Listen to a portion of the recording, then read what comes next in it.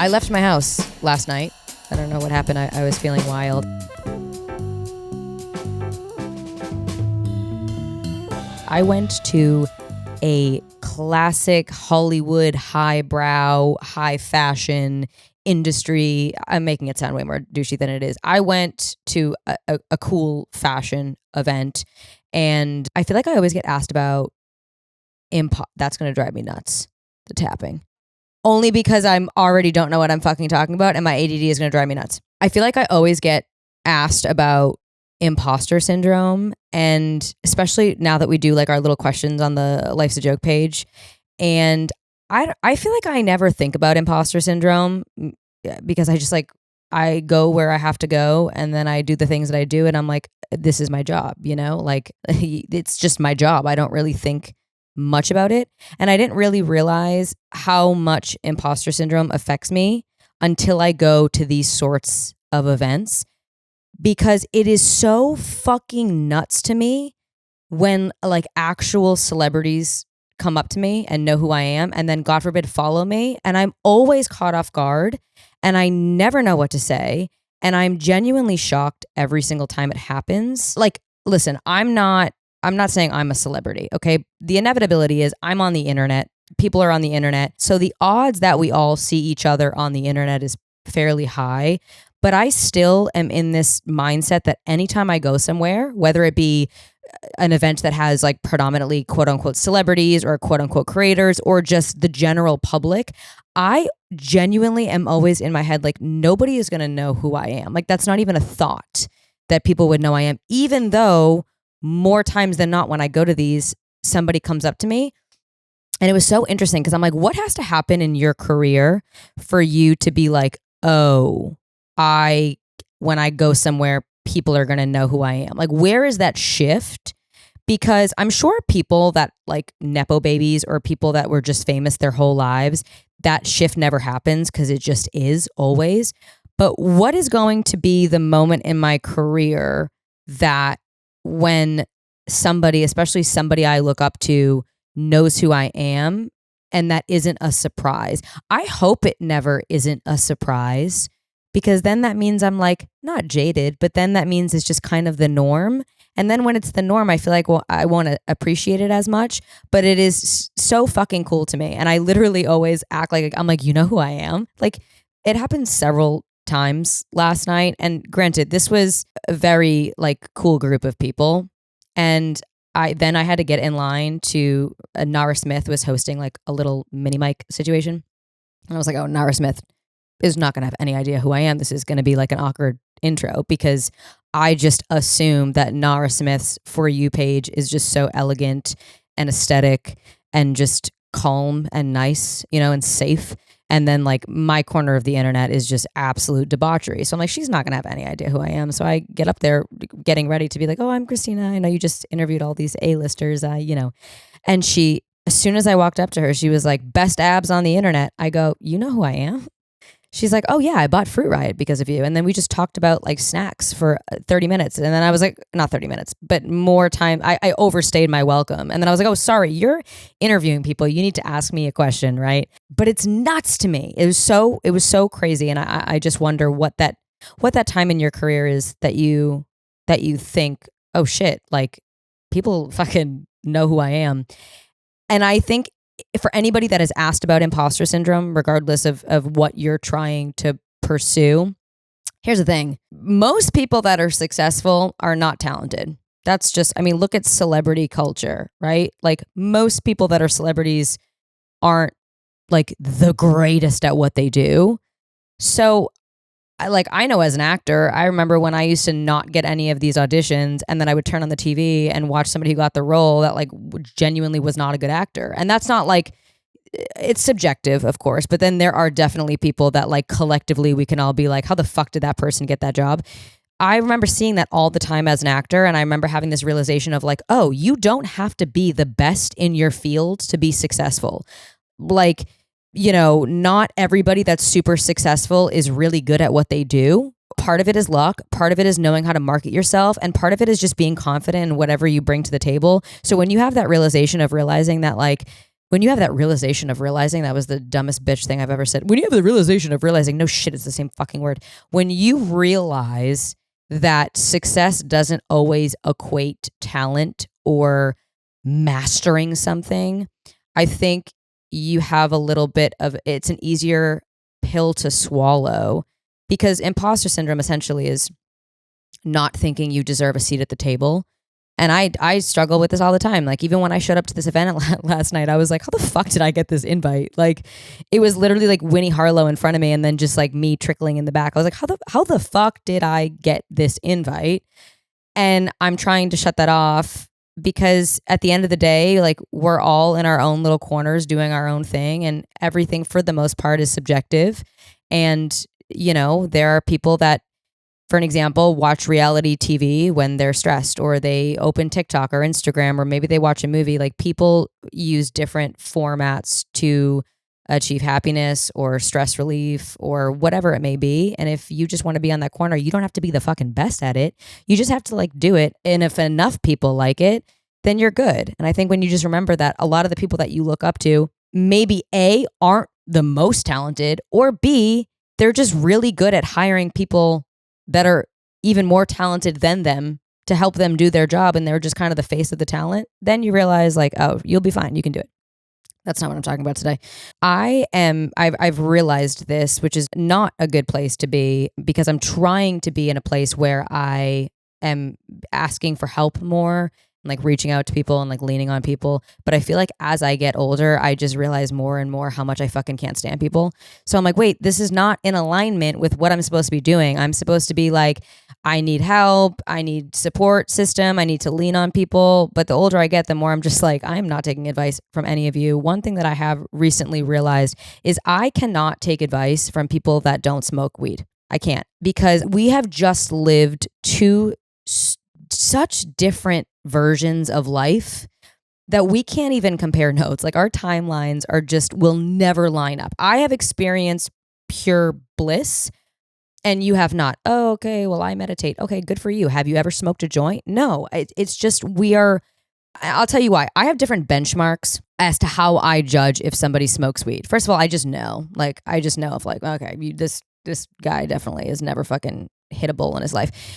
But I have different benchmarks. The first benchmark that I almost always commonly use is what is your favorite television show? If I ask you like what television show or what's your comfort television show, and you name like an actual good show, I'm like, okay, dude, you don't smoke weed. You know, if I ask you, hey, what do you watch at night? Quick, wrap top of your head, what do you watch before bed? And you say something along the lines of Rick and Morty, Family Guy, South Park, Scooby-Doo, SpongeBob, bam, my girl, I know you smoke weed. Now we can have a different kind of conversation. So that's my first benchmark. My second benchmark is when you don't smoke weed, life is just what it is. It is fucking simple, right? It can be black and white. Weed makes everything, like even the smallest, simplest tasks, so much more vague. For an example, I'll give you an example. I now have eczema and a slew of other health issues. There are all of these things that I have to do to mitigate the anxiety and the pain that I am currently feeling. 99.9% of that has to do with my diet and my gut. Okay. When somebody is on the internet or in person and they're like, yeah, just don't eat, I'm like, stop. I'm going to stop you right fucking there. Okay. No, it's not as simple as like, yeah, oh, hey, you're dealing with inflammation. Don't eat inflammatory foods. No, it's not that simple. I smoke weed. Do you understand? That is an extra level. That is like the final boss of self-control. I don't have it. I can't. Or like, hey, don't snack at night. There's a light in my fridge. If I am not meant to snack in the darker parts of the day, why is there a light in my fridge? You know, like, so it's not that simple. It's kind of like when I say to my boyfriend who like, he's just not been stressed enough in his life, or he just deals with it in like a healthy way. But when I'm stressed, you know, and he's like, yeah, don't be stressed. And I'm like, oh my God, I never fucking thought of that. Thank you so much for that life-changing bit of information. It's the same thing. It's like, oh, don't eat shit. Yeah, no fucking shit. But I just smoked a Fat J and I want a Snickers bar, you know? So those are my two. I also just like, we're never, me and someone that doesn't smoke weed, we're never going to see eye to eye on anything. Like our taste in food, my bar is so low for good food, like so low. My bar for just entertainment is so low, like we are just on different planes, and that's fine. We can still coexist.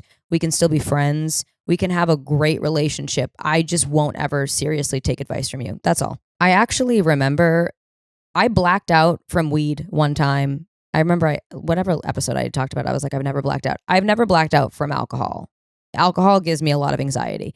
I have blacked out one time from weed, and then I think I blacked it out of my memory because I remembered it this morning, and I was like, oh, remember that time you blacked out over weed because of a goldfish or some sort of fish? I don't know. This is the story. I was at my I had a terrible ex. I was at my ex-boyfriend's place. This was before we moved in together and before I fully accepted the fact that he was an absolute piece of shit. Anyway, I was at his place.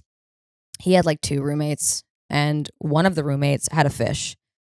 I think I maybe knew this, but maybe like 2 times I was like, hey, what's in that bowl? And he was probably like, oh, a fish. And I was like, oh, sick. That's a kind of a weird thing to have, but pop off king.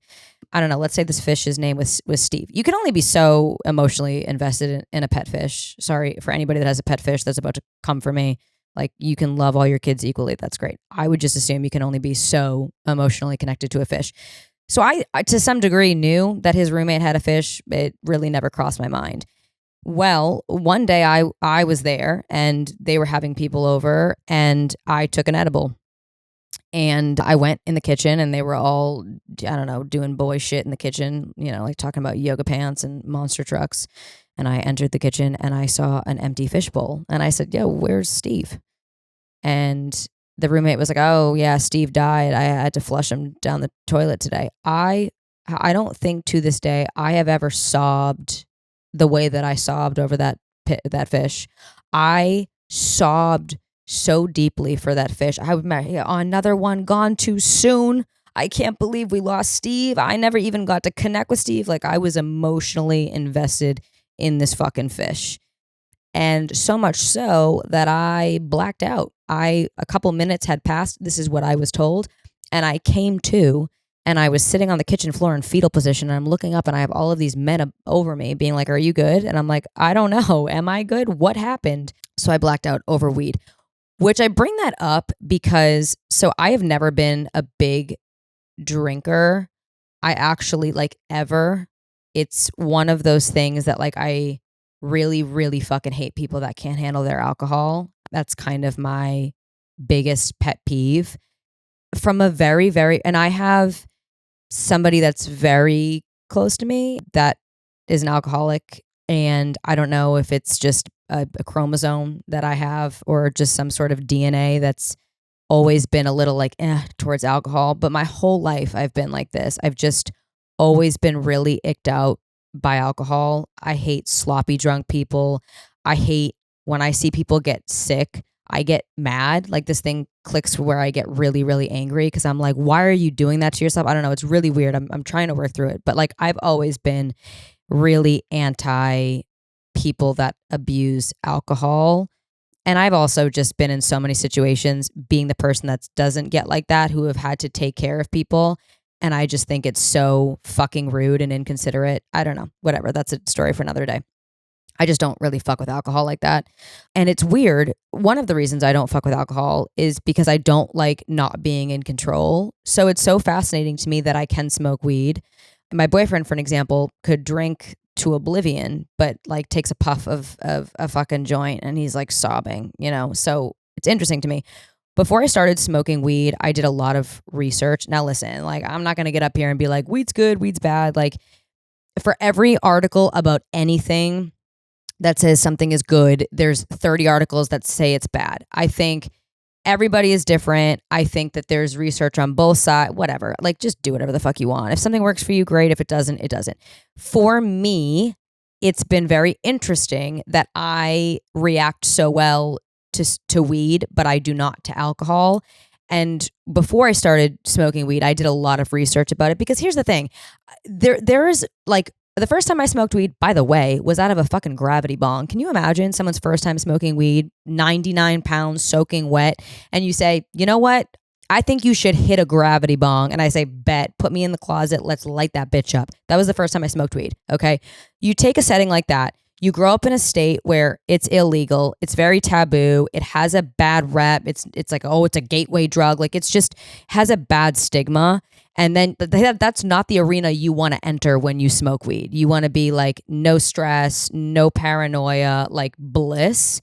So I think a lot of times people smoke weed under those circumstances and it just makes it really chaotic. And plus I was probably fucking smoking basil. Who knows what I was smoking in Boston, in Newton, Massachusetts, in some dude's closet, right? That's the first time I smoked weed. And I just do a lot of research when I started smoking weed later on. I do a lot of research about it and about like how it interacts with brain chemistry and all of this stuff. I wrote it down because I knew I would fuck this up. I actually found this in a very, very, very old note of mine. It doesn't work for some people, right? This is not like a one size fits all kind of thing. But in my research, I found that alcohol obviously spikes anxiety, right? Because it temporarily numbs it. That's why you feel so great when you're drunk and then you have anxiety. It temporarily numbs something and then you're kind of hit with it full force when you come to and you're sober and it's the next morning and whatever. Whereas weed can actually calm the nervous system, obviously depending on the strain and the person and if it's like CBD heavy, because it interacts with your endocannabinoids, which regulate stress and mood. I was such a dork before I started smoking weed. So alcohol can numb, whereas weed can ground. So like I've found a lot of groundedness in smoking weed and I don't abuse it. I smoke it at night. Sometimes I do a lot of my writing after I smoke. I feel like very in connection and in touch with my thoughts and my emotions, and a lot of things. I have a tendency, like when I go through things in life, to just be like, yeah, just gonna pretend that didn't happen. You know what I mean? And like I put it in like a little folder in my brain, and I'm like, I'm just never gonna open that. Whereas weed has kind of forced me to face things, but in a way that's not intimidating.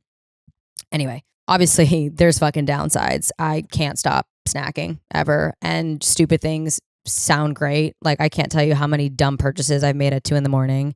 Like my most recent one, I bought like $40 worth of Asian breads. And I was like, in the moment, I was like, wow, how do I not have this? It was pretty epic, but like, you know, there are downsides. Speaking of downsides, when I talk to Shane, and I'm sure a lot of people that date men relate to this, I have to make sure that the thing that I ask him to do or the thing that I need him to remember is the last thing that has entered his brain.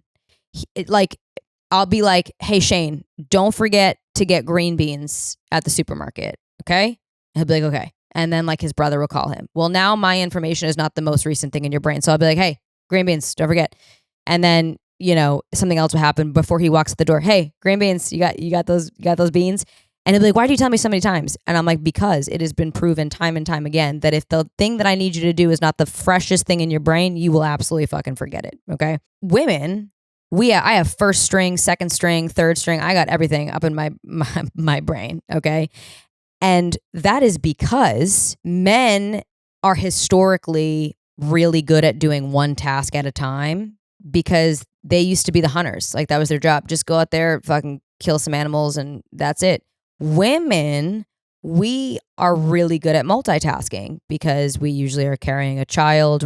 We're trying to stay alert and on guard to protect our child. We're making the food, we're gathering, we're doing all the other shit, which is why stereotypically women tend to be not the best drivers because we're doing the fucking most. Like when my boyfriend drives, he is literally like hands on the wheel. He is looking at the road. He's looking at the road occasionally, looks at a phone. That is it. When I am driving, I am looking at the road. I'm changing the fucking radio. Not the radio. I'm listening to the radio. I'm changing my phone. I'm reading a text message. I'm doing my makeup. I'm drinking a coffee. I'm honking at somebody. I'm doing everything, which is why we typically tend to be worse drivers because we're doing so much at once. How did I get there? I genuinely don't know how. Oh, I brought that up for a reason. Hold on. I made notes here. I brought it up for a reason. No, it's lost on me. I have no fucking idea how I got. How the fuck did I get that? This is a downside of smoking weed is that like I do think my memory has been a little affected, and also I can't tell you how many times I walk into a room and I go, "What was I getting in here?" And I attribute that fully to marijuana, because before I started smoking weed, I was a little bit more sharp. But you know what? It's fine. I got to have one flaw at least. Oh, interesting. I have noticed something, and I noticed this last night when I went to this event. Sometimes I feel like because my job is such a solo sport and I spend so much time alone, that after a lot of periods of time of doing my job and being in my own individual cycle, I start slipping back into these like parts of myself that I've been trying to get rid of, which again goes back to like the conversation about confidence. I think a lot of people think like, oh, how do you become confident? It's not this thing you just achieve and then you just have it. Like you work at it every day, and some days are easier than others. Sometimes I find myself, I don't want to say falling into the pick me version of myself, but I find myself falling into the version of me that seeks validation, which I fucking hate that happens, because more times than not, I don't care and I don't need other people's validation. But the weirdest thing is I find myself sometimes when I start feeling insecure or slipping back into those periods of my life where I'm not doing the work, where I crave validation from people that I would never want in my fucking life. It's not craving validation from like the people that are already here. It's like craving validation from people that I know I would never fucking be friends with. And it probably is the same psychology of why when we are in a romantic relationship or we're dating, we tend to really like people that don't like us back. So I researched this because that's what I do now, because I have a fucking podcast. But I even said this, I did Grace O'Malley, who I fucking love her. I did her podcast a week ago, and I talked about how I have this complex where when somebody is really rude or they're a really hard shell to crack, I make it my fucking mission to like crack them. Like I brought up for an example, there's this lady, I go to the post, not so much anymore, but I used to go to the post office like 4 times a week. Sorry, I got a burp. Oh, and there was a lady that works there, and she was just like your typical USPS employee. She's a little bit older, a little rough around the edges, probably just wants to do her job and not be bothered. She's a little cold. And every time I would go in there, I would just like, oh, I'm going to get you to fucking smile. And I would just like every day, I would just be like, how's your day? Like not in an annoying way, but like just if she were kind of rude, I would just take it. And I'd be like, oh, I'm going to get you to crack a smile. And I remember when I got her to crack a smile, it was like the best victory. And then I'm like, oh my God, why do we do that? Or even like last night, there are some people there that I just know, like I would not be friends with you, or the interaction I had with you is kind of like icky and weird and like I feel gross. But then like those are the interactions that I get in my head about, even though I know I would not want that person to be in my life. So I looked that up. Okay, this is where the men historically being better at one task comes from. It says, your brain still treats disapproval as a threat, even if it's from someone you'd never hang out with. So it says we seek validation from people because back in the caveman days, being accepted by your group meant survival and rejection meant danger, which is fascinating. Makes total sense. We're basically just all cavemen. But it's so interesting that I find myself, and I'm sure a lot of you do too, I find myself slipping into those ways where when I have an interaction and I just know that it's not, we would never be friends, or I don't really get down with them or their vibe or their energy. Typically, when I'm in a healthy part of my life, I can acknowledge, hey, this isn't personal. I just know that we would never be friends. Hello, how you doing? Move on with my life. Probably never going to talk to you again. But when I start slipping into other areas of my life being a little chaotic and toxic, I find myself getting in my head when I feel like that person doesn't like me. It becomes a power. I read this, and this has to do with what I said on Grace's podcast, but it becomes a power dynamic and a challenge. If somebody doesn't like us, especially someone who is cold or hard to impress, it becomes a subconscious challenge. If I get them to like me, I win, which is shitty, because then it's not about connection. It's about conquering something, right? It's like a game that we play, and it's the same thing when we date. Like a lot of times I look at some of the people that I really liked that didn't like me back, and I think about if they liked me back equally, I would not have liked them to the level that I did. it was the chase, it was the game. And I think we do that in non-romantic relationships too. I think we do that a lot of times with friends, but people don't talk about it. Like, you know, the people that you think are cool, that you look up to, even though you know they're kind of like not your vibe, they follow a different crowd, there's still this level of like, if I can get them to accept me, that's a win. And it's fucking ego. It's all fucking ego. And I mean, dude, when I start feeling toxic, my ego is like creeping in. I think it also is a trigger for a lot of people back to, I don't know, growing up or in high school when you felt like you were last to get picked for volleyball, or, you know, you weren't part of the cool crowd. I think it's just like, it's all ego. We all trickle back to these triggering parts of our life. And what I do for a job is like that feeling just on crack. Like the feeling that you got, or if you ever got this feeling where you got picked last in gym class, or the cool people didn't find you cool, that's my entire job. Like that's literally my entire job, is just being okay with the really cool people not thinking you're cool and just still staying true to who you are. And I struggle with it, even being confident and knowing what I want. I struggle with that too. Why is my laptop shutting off? Hold on. I really hope you didn't die. I mean, for fuck's sake, dude, give me a break. I feel like more times than not, I feel kind of icky whenever I leave these kinds of events. And I'm sure maybe it's also imposter syndrome that I leave and I'm like, oh, did I deserve a seat at that table? And I read something that said, shift the focus from do they like me to do I like them? Put yourself in the position of the chooser instead of the performer. I was like, oh, that's interesting, because I feel like I'm always in performer mode. Would I want to trade places with them? More times I don't want to trade places with fucking anybody when I really think about it. Like I think about the people that like, even who leave me hate comments that I spiral about. I'm like, would I want to? No, I don't want to be someone that's leaving hate comments on the internet. That's fucking loser behavior. 2, do I respect how they move through the world? Probably not. They might be a fucking loser. And 3, if I didn't need their validation, would I even notice them? Or if they complimented me, would it even change anything? More times than not, the answers are no. Anywho, I still have, can you fucking stop? I still have some random questions from, I have a fucking pounding headache right now. Literally, one of the questions is, how do you handle imposter syndrome, especially when you feel out of place or intimidated at work functions or social events? Just fucking know that not everybody is fucking good at what they do. Okay. Please tell me what I should do about my job. It literally kills me, plus a 2-hour commute one way. I can't just quit because of too many expenses and bills and my wedding next year. Congratulations. I have a true love for fitness and being active, but having a hard time figuring out an end goal that will help me make decent money. I think, I mean, this is like, this is the hardest part, is like pursuing the thing that you love is a luxury. Like for an example, I posted a social clip on the Life's a Joke pod socials the other day, a clip from our episode where I say how it's frustrating that every time you meet somebody, the first question that they ask is, what do you do for a job? It stresses out a lot of people. A lot of people don't know how to answer it. A lot of people feel put on the spot. Some people don't want to talk about what they want to do. I think it's a valid like anxiety to have when somebody asks you that, no matter what your job is.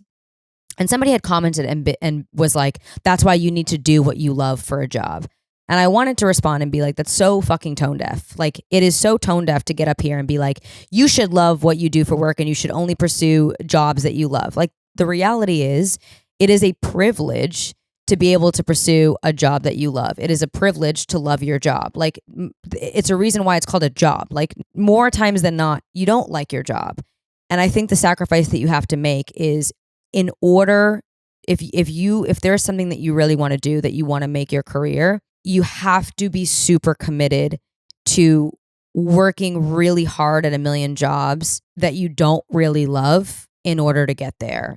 So my only example that I have is when I was pursuing acting, I wanted to make money from acting. Like, if someone said to me, well, then act full time, I would have been like, you're a fucking idiot. Like, I have bills. I'm not going to be making money from acting. If knowing that I wanted that so bad, I had to work a bunch of jobs that I did not like, that I fucking hated, jobs that made it very, very difficult to wake up in the morning and go to. That's kind of the trajectory of pursuing something that is out of the box, is you have to work jobs, and usually multiple jobs at the same time, that do not fulfill you.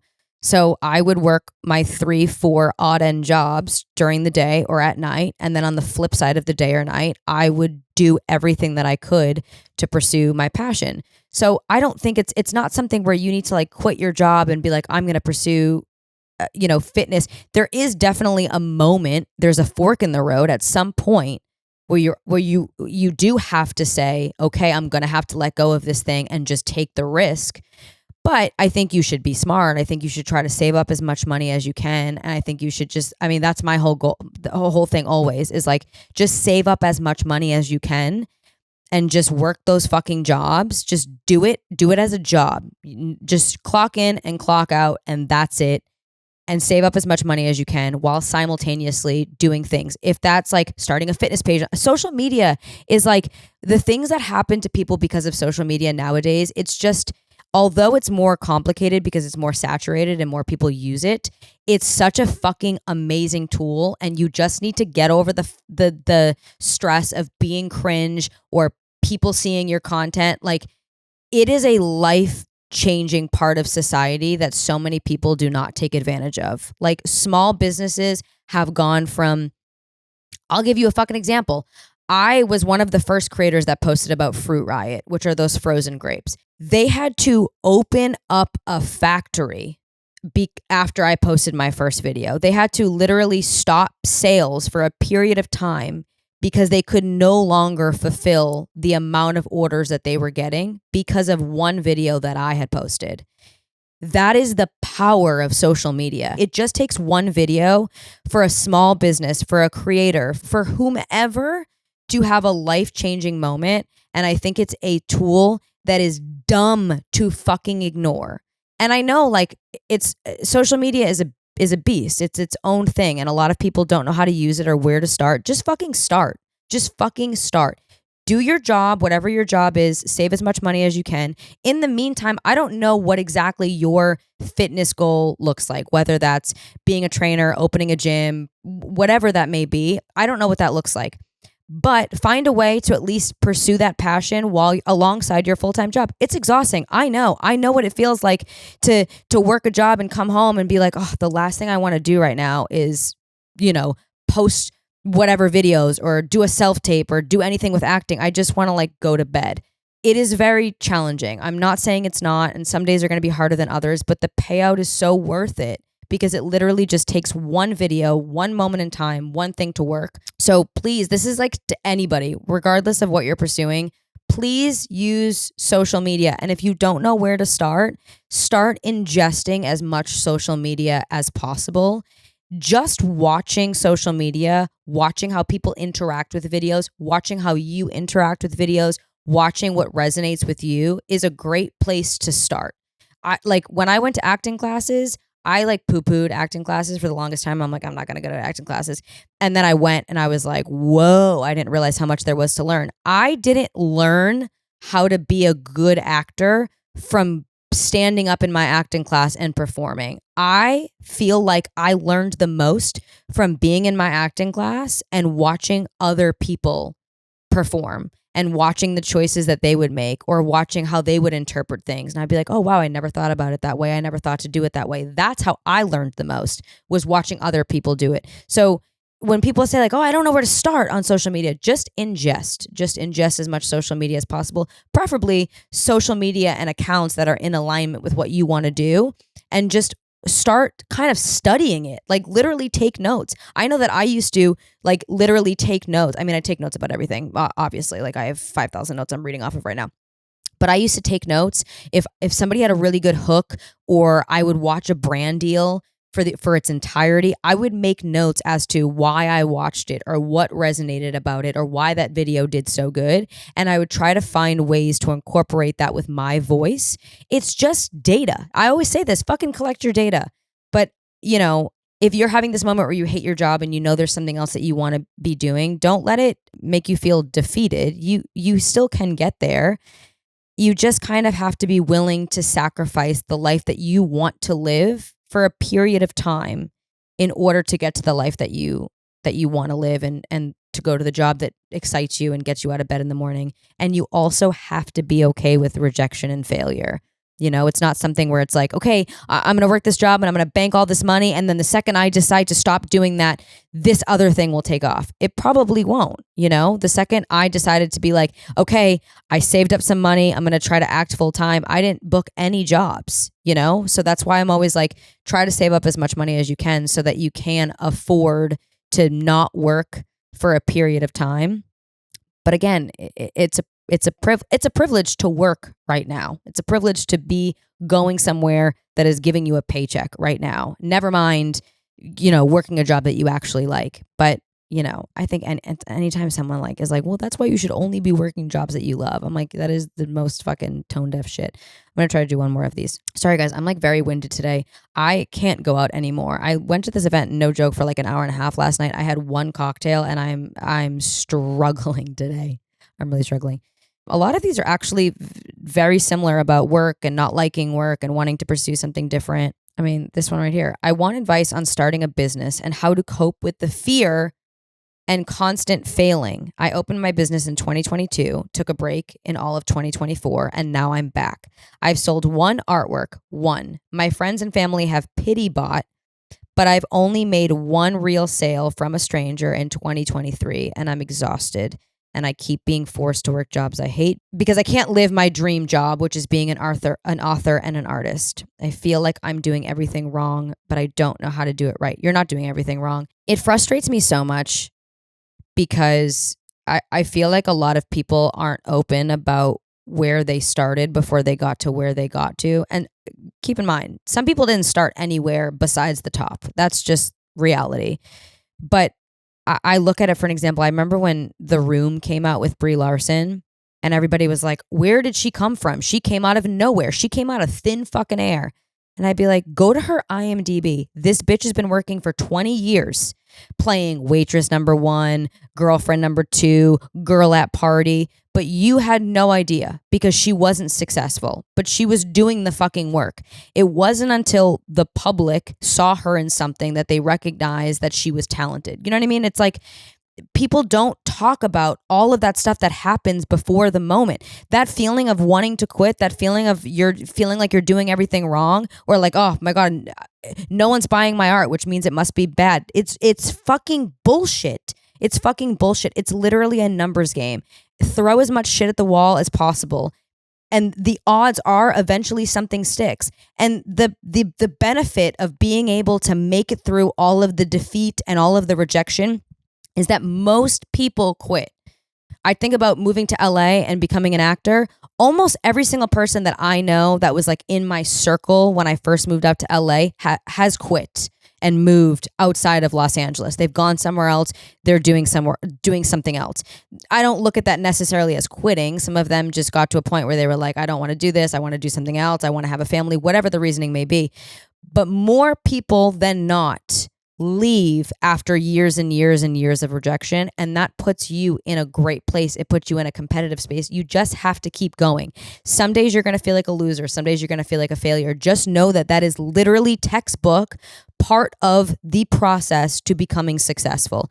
And you need to make your art for you. The second you start making your art for other people or what you think other people are going to like, you become a sellout. As long as you keep making and it's hard. There's nothing worse than like on my end, putting out a video that I put so much work into that I love and then it flops because then I have this moment of like, oh shit, was the video not good? No, the video was still fucking great. It just didn't perform for whatever fucking reason. That doesn't mean I'm all of a sudden going to change my whole strategy and start just making videos for people and what I think people will like. I'm just going to keep making the shit that I like and just trust the process and trust that it'll eventually reach the people it is meant to reach. I know the feeling, and it's so hard. Again, social media makes it so hard because you're opening up your phone and you're probably seeing artists that are selling out and doing crazy things. Use fucking social media, please. I don't care if you're getting 200 views. Just keep posting your art. Post your progress, post what you're doing, post about the days that you feel like shit. Like that's so relatable. Like the days that you wake up and you don't want to create art, make those videos. Like people, you just have to be the one to do it and then people will follow. Anyway, guys, I'm so wildly winded and I'm sweating, but I love you guys. And I think mainly the point here is imposter syndrome. If you can remember that a lot of people that you look up to are, number one, some of them are not as talented as you think they are. That's just the reality of life, right? That's why they say, like, don't meet your heroes, because they're either not as great as you think or they're an asshole, whatever the reasoning may be. But I think a lot of times success, there's a community of people behind those people, which, by the way, I want one more quick thing.